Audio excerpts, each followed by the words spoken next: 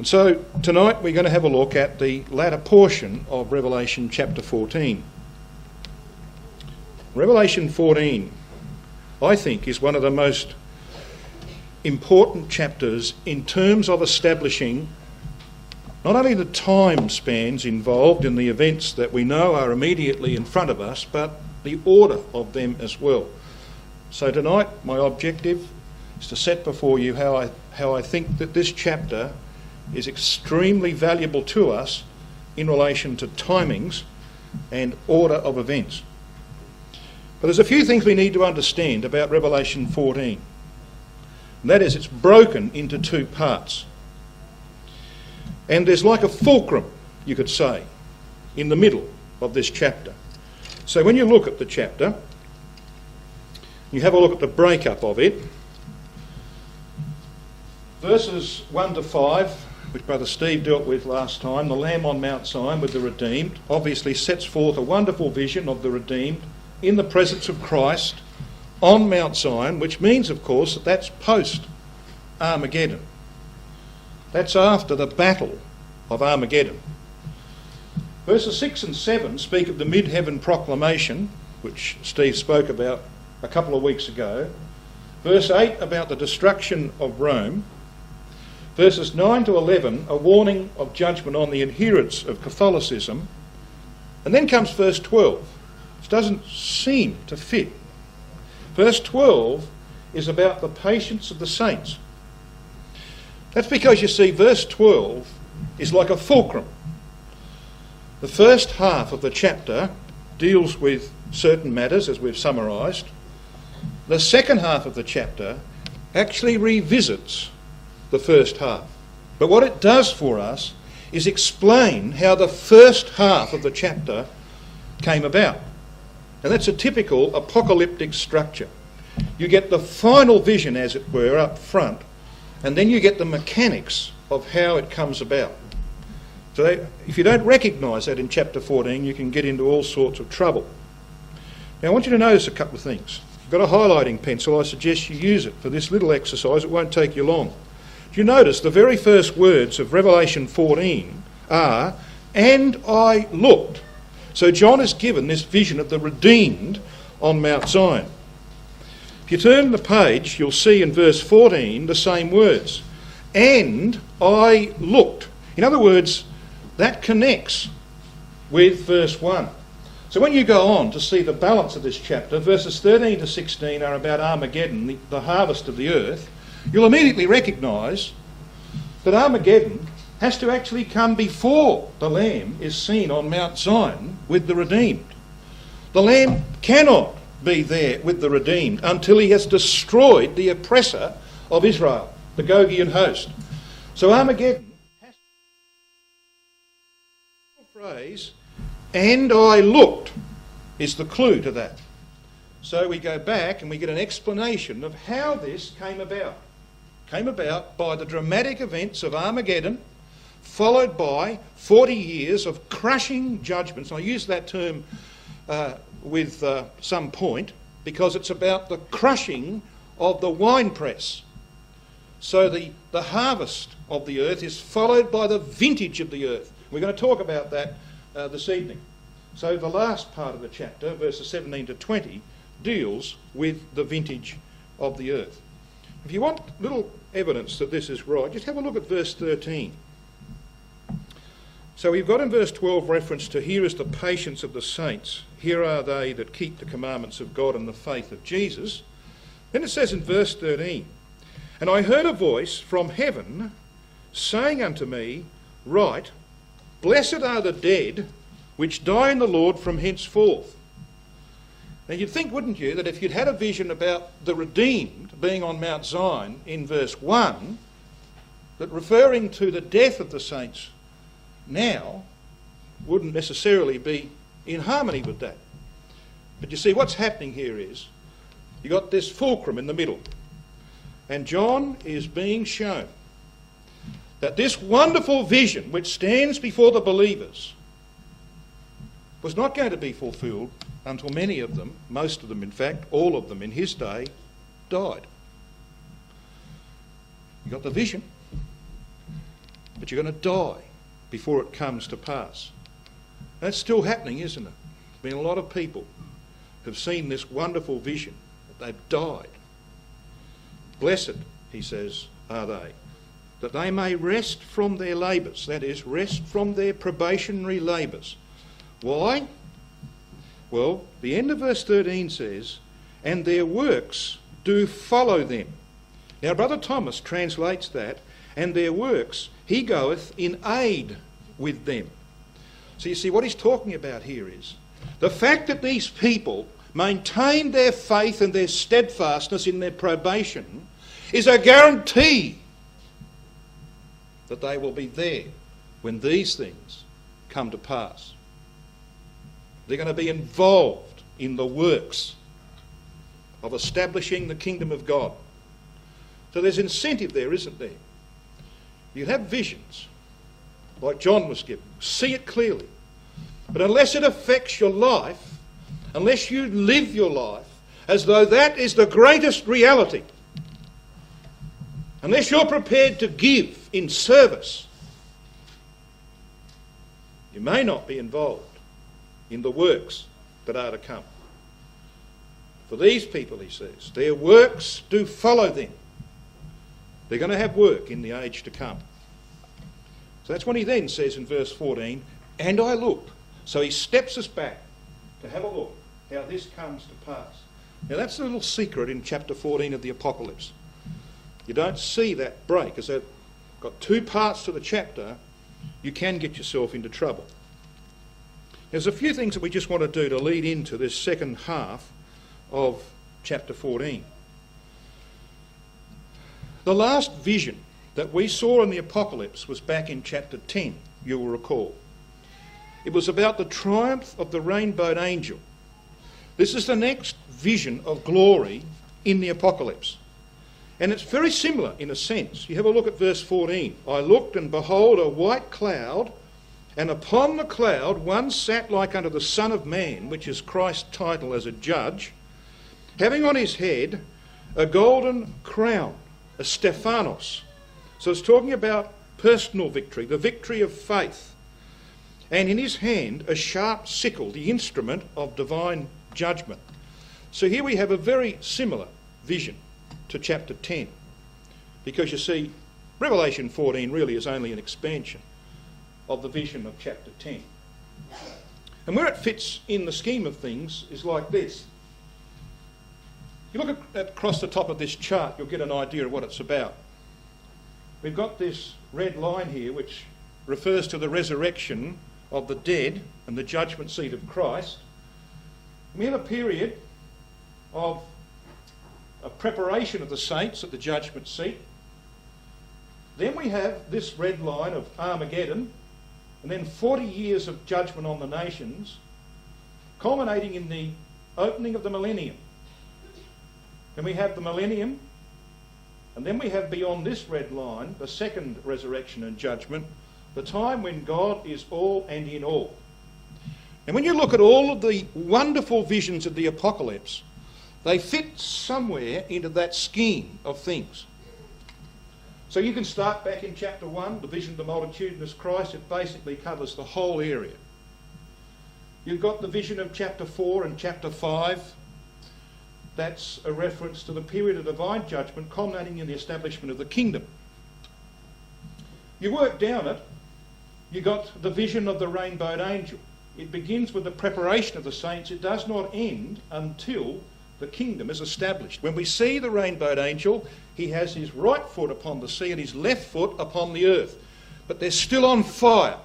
So we're at this point here, the subjugation of the nations. Now the next vision is this one in chapter 14. And you'll notice we've got two colours here. Might be hard to see from the back. This light blue and this black. The light blue is the proclamation period that Brother Steve dealt with a couple of weeks ago. That's verses 6 and 7 of Revelation 14. And then we have the vintage of the earth, verses 17 to 20 of this chapter. So it's a 40-year period of divine judgment. That's what this 14th chapter is about. This 40-year period of divine judgment, but it has two parts to it. It talks about the harvest of the earth. Then there's a lull while there is a proclamation to the nations. Then there is another intense period of 30 years of dreadful judgments against the system of Rome. So that's where the vision of chapter 14 fits into the scheme of things. As you work down through that chart, you will see you come down to chapter 20, the serpent bound, and then the New Jerusalem. And then the only one that actually emerges into this period where God is all in all is Revelation 21 verses 1 to 8. So I hope that's helpful in just seeing where this particular chapter sits in the Apocalypse.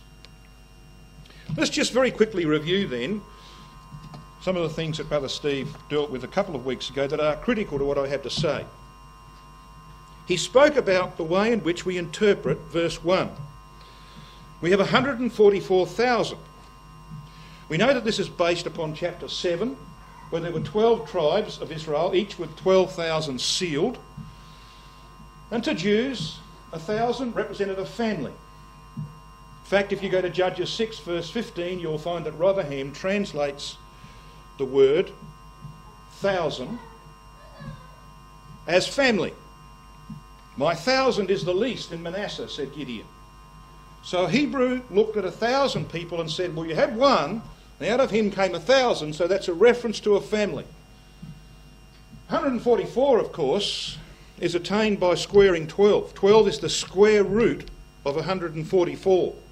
So using this square root principle here in the green, we don't have any problem interpreting the 144,000, not like the Jehovah's Witnesses and some others. Because all it is a simple reference to the family of Israel. The family of Israel.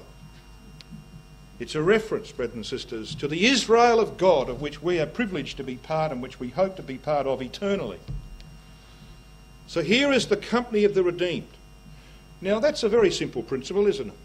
You don't have to be a genius to work that out if you've got a key to unlock it. Well, why would we have any problem with the last verse of the chapter? Verse 20. And Brother Steve referred to this briefly 2 weeks ago.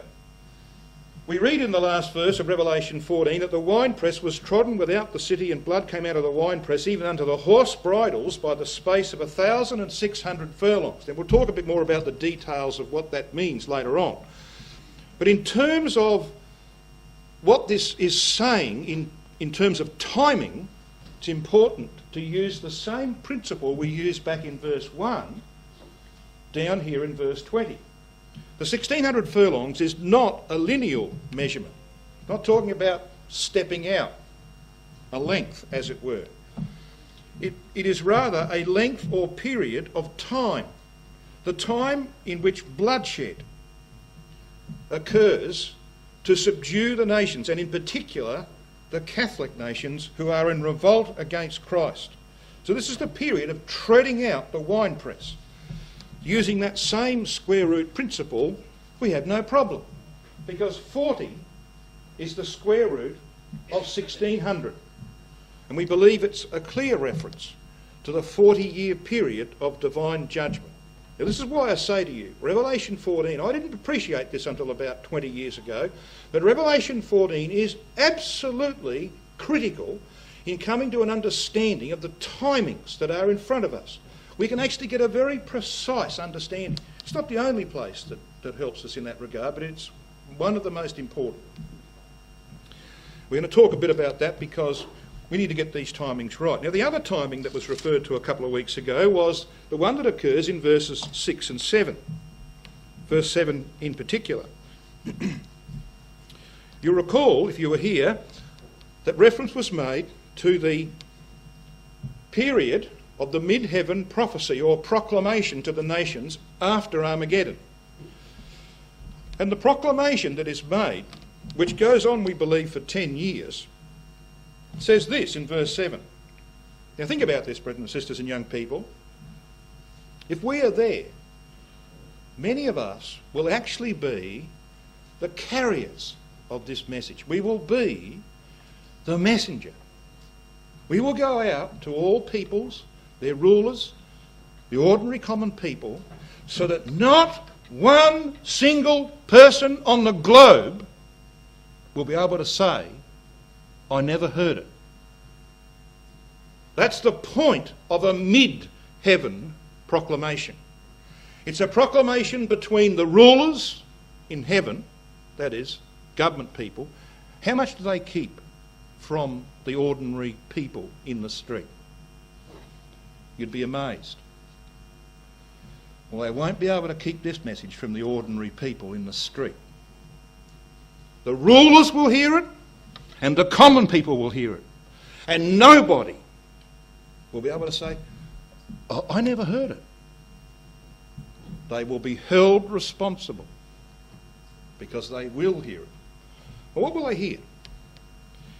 Fear God and give glory to him, for the hour of his judgment is come. Now, that doesn't sound too bad, does it? I can put up with an hour of torture. It'll be long enough, 1 hour. Doesn't mean 1 hour, does it? Means 30 years. Brother Thomas makes that very plain. In the book Eureka, volume 2, page 361, he says this about this term 1 hour in the Apocalypse.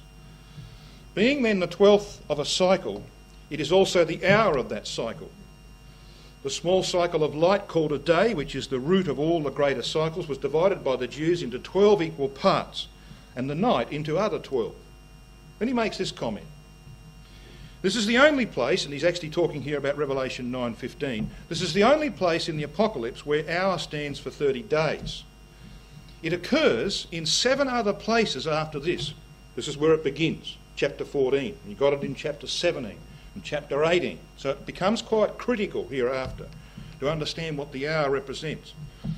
He says, in these 7 other places it occurs. But in all these it stands alone and represents a judicial period of 30 years, or the 12th of a time.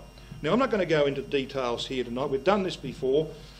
All we want to do is just very quickly review how you arrive at that understanding. Here are the places. Revelation 14:7, 17:12, 18:10, 17 and 19. Where you have this term 1 hour. In 1 hour, her judgment is come. 1 hour is the 12th part of a Jewish day. We work on the principle, don't we, that 1 day represents 1 year in the Bible. And there are various passages there where you can go and you can see. Take this one here, Luke 13:32, where the Lord said to the messengers that came to him from Herod, you go and tell that fox that I'm doing cures today and tomorrow, and the 3rd day I will be perfected. Now, of course, he was not talking about the next 3 days. Whether Herod understood this, I don't know. But Jesus said, you go and tell him, I'll do cures today and tomorrow, and the 3rd day I'll be perfected. He meant 3 years' time. He was 6 months or so into his ministry. He meant the day represents a year. And that's the way, of course, it works through all of those passages there. So we won't go into that. Now then, the 12th part of a year is 1 month. And 1 month is 30 days. Hebrew months had 30 days. So when we're talking about 1 hour, 1 hour is the 12th part of a day. A day represents a year. Take the 12th part of a year. That's 1 month. 1 month has 30 days. Apply the principle again of a day for a year, and you get your 30 years. Now, some people think that's sort of stretching it a bit. That's because, you see, God doesn't want a lot of people to know that. He only wants you and me to know it. Because we want to understand his word. Tell that to someone on the street. They have no idea. But he wants us to understand it. And we can prove that.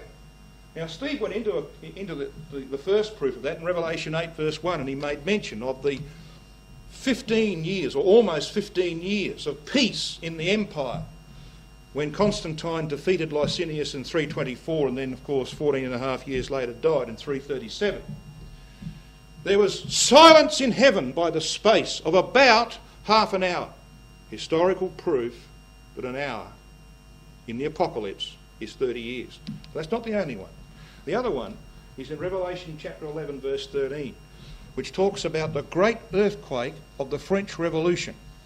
And the French Revolution began in 1789 and ended in 1819, 30 years. It says in that passage that there was a great earthquake by the space of an hour. So that's the other proof. So you don't have to sort of argue about it. History demonstrates that 1 hour is 30 years. No question about that. Now let's have a look why this is important. Many of you have seen this chart before. It's a little bit like the one you saw before. It starts over here with the return of Christ, the resurrection of the dead. You've got this vertical line here which deals with Armageddon. So we're moving this way. And we come over here to the blue line and we see Christ's universal rule established in the earth. We believe that overall, from the time that the Lord returns to raise the dead to the time that he establishes his universal rule will be 50 years. And this can be broken up into two parts. Obviously, we've been talking about the 40-year period of divine judgment from Armageddon, the crushing of the winepress. That leaves 10 years, of course, for the process of judgment, the preparation of the saints. Their preparation will take some time because there's a lot of things to be done, as we're going to see just a few of them. So we've got the judgment seat, we've got the marriage of the Lamb, and that will see the manifestation of the saints, not openly to the world, but with divine power to bring judgments to bear. Then we have, of course, before Armageddon, the beginning of Elijah's mission to scatter Jewry, and we have the second exodus of Israel, which ends after an exodus of 40 years, just before Christ assumes universal power in the earth. We have, of course, the beginning of the work of the subduing of the Arabs and the smiting and healing of Egypt. Then we have Armageddon, and Armageddon sees the saving of Judah, the third who survived the dreadful events of Armageddon in the land. And they're settled in the land progressively over this period. Gog is buried and the land cleansed and divided. Then we have our mid-heaven proclamation. This occurs immediately after Armageddon and goes on for 10 years. How do we know it's 10 years? Well, we can work that out. Because you see, the message that goes out in verses 6 and 7 is the message that the hour of his judgment is come. So the next thing that's going to happen is the beginning of the hour of judgment. And if the hour is 30 years, this period, and it's obvious that it is preceded by this 10-year period of proclamation. That will see Catholic Europe destroyed in that 30-year period, hour of judgment. Then, of course, we have Britain submitting early in the process, the temple being built. And when Rome is destroyed, the marriage supper of the Lamb will be held. Quite different to the marriage of the Lamb. Just like our marriages today, you have the ceremony, maybe here in the hall, and then you have to wait, well, hours, can be hours, before you get anything to eat. Well, that's quite normal. There's a marriage supper held sometime after the marriage of the Lamb. And then, of course, all nations finally submit to Christ.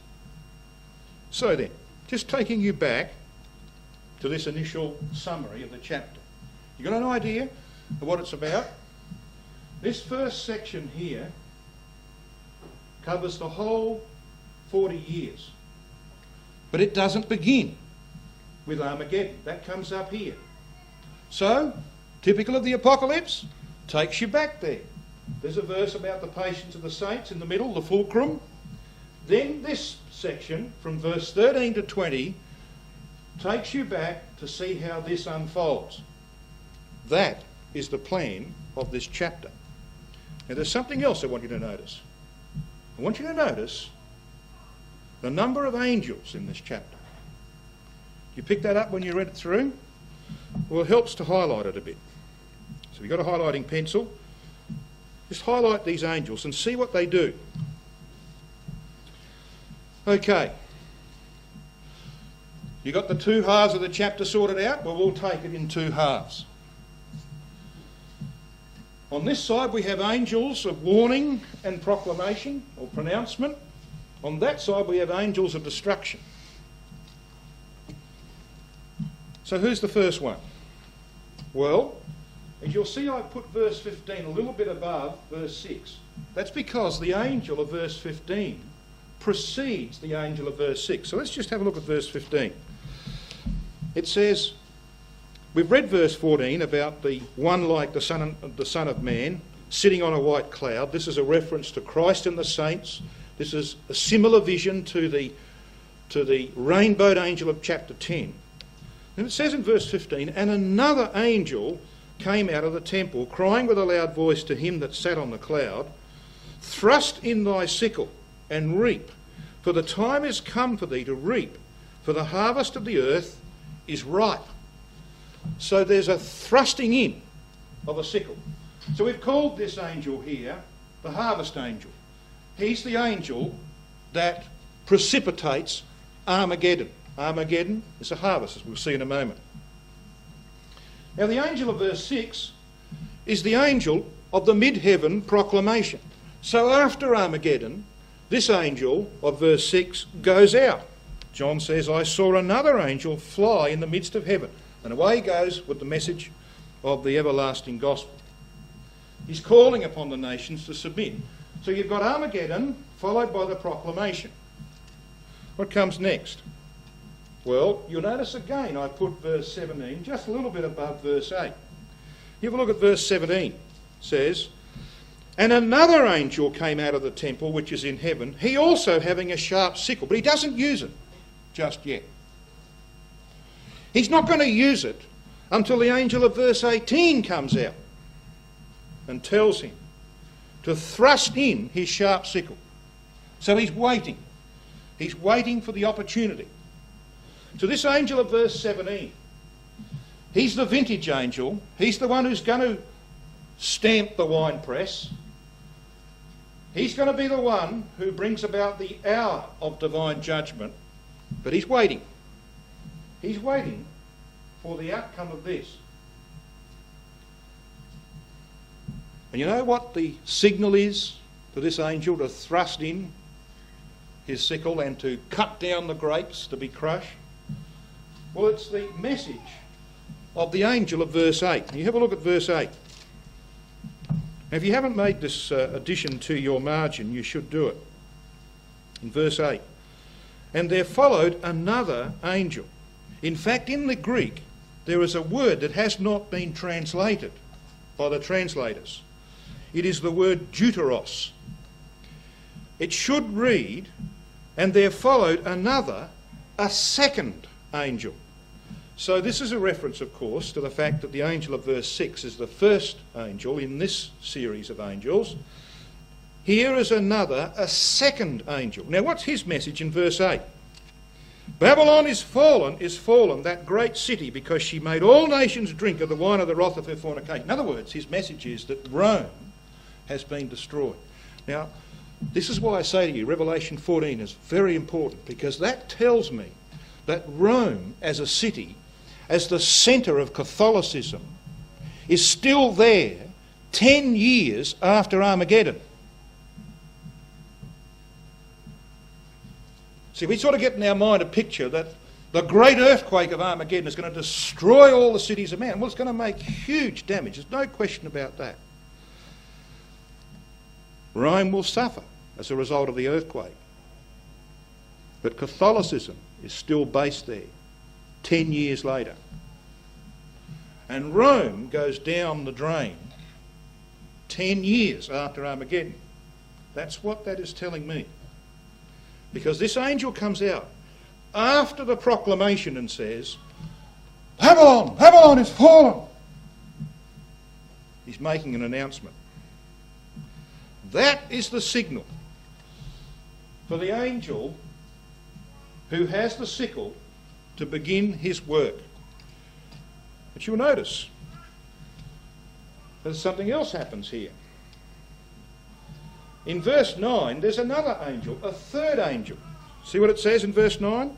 And the third angel followed them, saying with a loud voice, if any man worship the beast in his image and receive his mark in his forehead or in his hand, the same shall drink. So there's a warning to the adherents of Catholicism. You've seen your city and your Pope go down.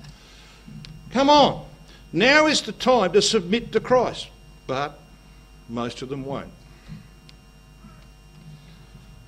And it will be necessary for another 30 years of intense judgment. They will appoint their new Pope.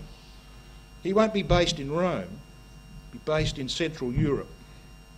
They'll appoint a new Pope and they'll continue to fight against Christ. Sounds incredible, doesn't it? Until you understand that system.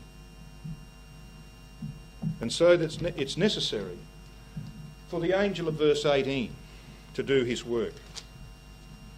And the angel of verse 18, it says, another angel came out from the altar, which had power over fire, and cried with a loud cry to him that had the sharp sickle. This is the one of verse 17.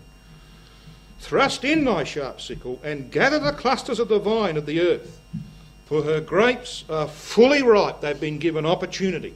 They saw Armageddon. They had a 10-year proclamation. They saw Rome go down the drain. They had another warning, and they're still rebelling. Their grapes are fully ripe.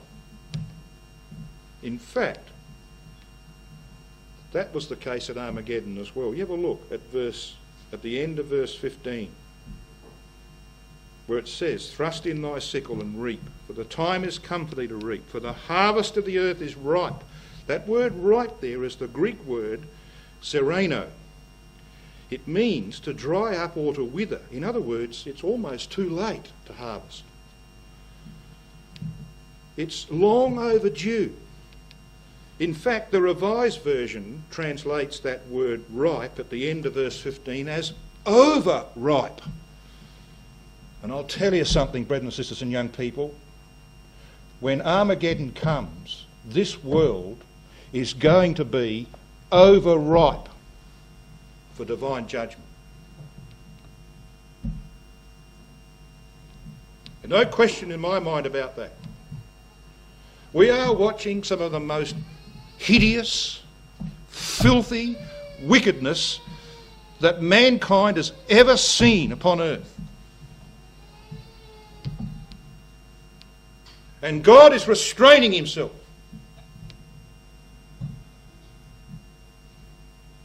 He's showing long suffering. I'll talk about this on Friday night to our young people. He's showing long suffering. For what purpose?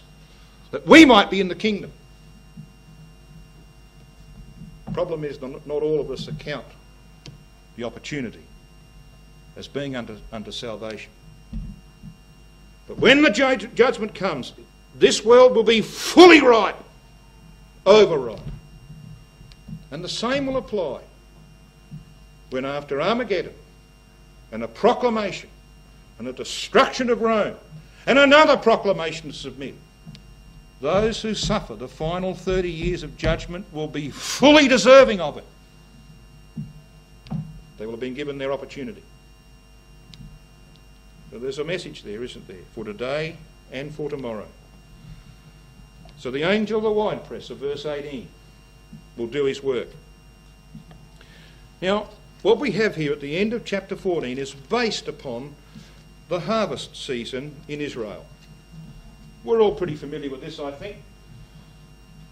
The Jewish year doesn't harmonise exactly with ours. Here's our January. The Jewish year, of course, begins with Abib or Nisan, so it begins up here. But you'll see the seasons. That's obviously summer, where we are now. And then, of course, you have the time where you get some early rains, and then you have the winter, then you have the spring, then you have harvest as summer comes on. Well, what we have here is based upon that calendar. You'll see, if you look here, this is Nisan or Abib. They began to harvest the barley. And the barley loaf was used the first sheaf and the barley loaf was used at the time of the Passover and the Feast of Unleavened Bread. Then, 50 days or so later, they began the wheat harvest. So the wheat harvest occurred about here.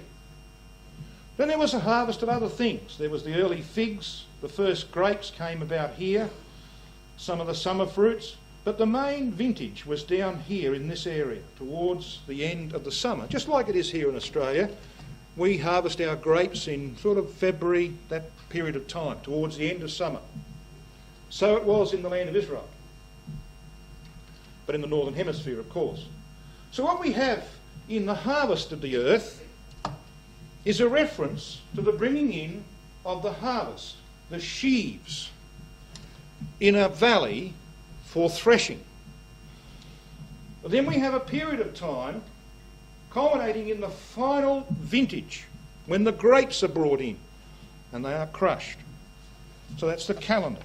So some pictures might just help us to see what this is all about. Here we have the wheat fully ripened, and the sickle has been thrust in, and the sheaves are being gathered, and they're taken into a place on a hillside or a valley somewhere where there was an eminence, and threshing was done, just like it is in the land today by some Arabs still. They don't have the machinery that we've got, so this is how they thresh their wheat. As you can see, there must be an Arab family because there's a half-built home over here. It doesn't have a roof. I don't know why, but they're in the process of building it. But this boy, his father's probably having a siesta, this boy is doing the hard work. Well, it's not really hard, is it? He's standing on this platform and he's got the oxen or the cows pulling it around. But you got the idea? Armageddon, a heap of sheaves in a valley for threshing or judgments. So here we have that scene. So there's our harvest of the earth. So the harvest is Armageddon. That occurs here. When I say the return of Christ down here, that means the return of Christ as far as the nations are concerned. It was 10 years before that, as far as we're concerned. Well, let's just take it from Armageddon. Now, the Catholic system is going to suffer as a result of Armageddon because their allies have Gog. So they will suffer. You see this line here? Their power is greatly reduced. But that won't stop them. While Christ is establishing the throne of David in Jerusalem, the Catholic system will be stirring up the nations against him, accusing him of being the Antichrist. And that rebellion will grow and grow until finally, 10 years after Armageddon, Rome is destroyed. Then another message goes out. Look, it's time to submit. They won't. So the Catholic nations of Europe and elsewhere will again, having of course suffered a heavy blow, they will begin to build their power until they'll finally be crushed at the end of this 30-year period of the vintage. But in actual fact, we read in verse 20, it says that the winepress was trodden without the city, and blood came out of the winepress, even unto the horse bridles, by the space of 1,600 furlongs, or 40 years. So in actual fact, the process of judgment against the Catholic system begins here at Armageddon. And it goes on right through this period until the harvest is absolutely complete. The vintage has been brought in. Now, of course, as you will have noticed, this is all intertwined with what is happening in the redemption of Israel. So we've got Elijah, who brings Israel into the area of Europe at about the time when their revolt is growing again against Christ. And Israel will have to smash their way through Europe. That will be part of the judgments, of the treading out of the winepress of the wrath of God. And this is how they used to do it in ancient times. So we have a man bringing on a donkey the grapes that have been picked in the vineyard. He brings them, you notice this is without the city, to a place where there is a press, and you have a man he's got a great job, this man, hasn't he? He just stands there all day and just goes like that, making sure he crushes every grape. Got the idea? Terrific job. The juice of the grape runs out into this little pond here, but it's got a lot of silt in it. The silt settles to the bottom, runs onto the next pond. Then they scoop it up and put it into their jars over here. And then, of course, they've got to shift it from jar to jar and etc. It's a long process.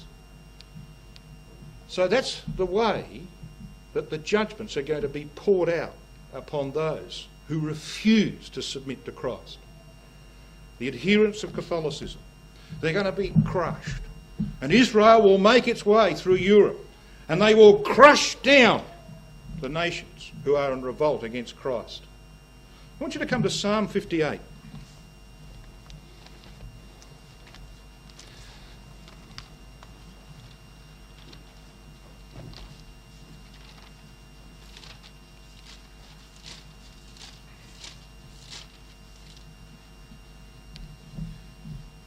In Psalm 58, David is talking about the wicked and their end. He speaks of them in verse 10 as being destroyed with a whirlwind. Verse 9, I should say, with a whirlwind. Verse 10, he says, "The righteous shall rejoice when he seeth the vengeance. He shall wash his feet in the blood of the wicked." Now that's based upon this. This man is washing his feet, as it were, in the blood of the grape. But that, brothers and sisters, is saying something to you and me, isn't it? Because Israel is not going to smash its way through Europe with its own power. Israel has to be taught faith. The power will come from the saints who overshadow them, who work with Elijah, and many of the saints will be there in that work to ensure that the second exodus of Israel is brought to fruition with a purified people. So this is a reference to you and me, not just to Israel. The righteous shall rejoice when he seeth the vengeance. You know, we live in a strange world, don't we? Australia, or much of Australia, is up in arms about the mandatory death sentence on drug traffickers in Singapore. And there are all sorts of things going on. The media, of course, is responsible for a lot of the hullabaloo. All sorts of things going on, however, because a young man broke the law in Singapore carrying 450 grams of heroin, which probably would have killed at least some people, heroin addicts, and they die like flies, particularly in Melbourne. And yet the nation, in fact part of the world, the lefty part of the world, they're up in arms. Fancy putting a man to death on the end of a rope. I'll make no comment about my views on that. But, brothers and sisters and young people, he only received what he was due to receive, the vengeance for drug traffickers. You know, when these judgments are played out, there are literally going to be hundreds of thousands of Christadelphians who never knew the name Christadelphian as we know it, who will be there to see the vengeance because their husbands and their wives and their children and their relatives and their brethren and sisters were butchered by this system, which is still in revolt against God and against his Son. And I'll tell you, you won't see something in that day. You won't see something that you see today. because there won't be newspapers and radios and television stations to proclaim the rights of man. There'll only be people who will proclaim the rights of God. And you and I hope to be amongst them. So when we read Revelation chapter 14, brothers and sisters and young people, let us read it in the way we should read it. The just and righteous judgments of God. The treading out of a winepress for the space of 40 years. You know what it said when it says at the end of that chapter, to the horse bridles, the blood came out to the horse bridles. Well, the horse in the Apocalypse is used of the Roman Empire in the earlier chapters, isn't it? And it says this was done without the city. In other words, the judgments which begin against Rome are extended to all the Catholic nations who support him, wherever they might be upon the face of the earth. And blood comes out even unto the horse bridles. That's pretty deep if you took it literally. But you don't take it literally, you take it symbolically. It's simply a reference to the fact that this bloodshed goes on for 40 years against the system of Rome, symbolised by the horse. And of course the horse is also used in the prophecies in relation to the power of the nations that Israel is going to break. So we see the vengeance of God and the washing of the feet of some in the blood of the wicked. I take no pleasure in that, brothers and sisters, in terms of the terrible destruction and the heartache. But I tell you what I'll take pleasure in, just as you will take pleasure in it. You will take pleasure in seeing the vindication of the righteousness of God and the destruction of every semblance of wickedness and rebellion which so corrupts the earth that we live in today.